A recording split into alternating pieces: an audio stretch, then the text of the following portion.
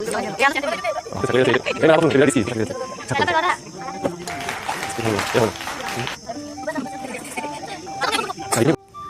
দেখো আমাদের কাজ হচ্ছে, আমাদের কাছে এই কটা জিনিস আছে, ঠিক আছে?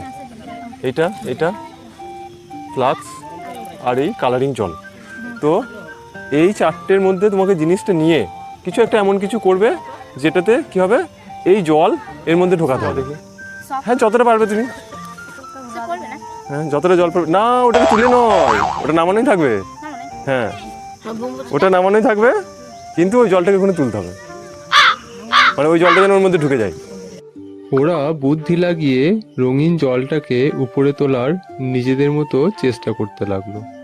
সকলেই উল্টো ফ্লাক্সটিকে কম বেশি ভর্তি করতে পেরেছে।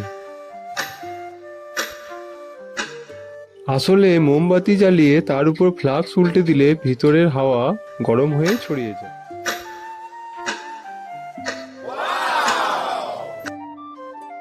মোমবাতি নিভে গেলে হাওয়া ঠান্ডা হয়ে সংকুচিত হয়ে যায়। ভিতরে শূন্যস্থান সৃষ্টি হওয়ায় বাইরের বাতাসের চাপে জল ফাঁকা স্থান পূরণের জন্য উপর দিকে উঠতে লাগে।